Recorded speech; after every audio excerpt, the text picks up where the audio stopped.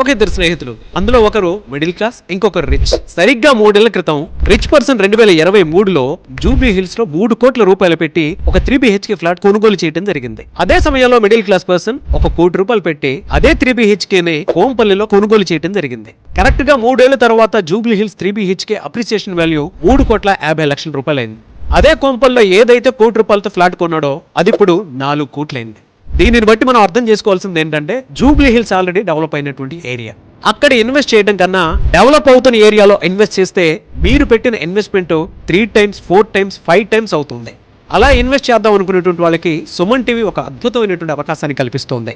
Suman TV biggest property expo October 18th and 19th HICC Novotel లో జరుగుతోంది.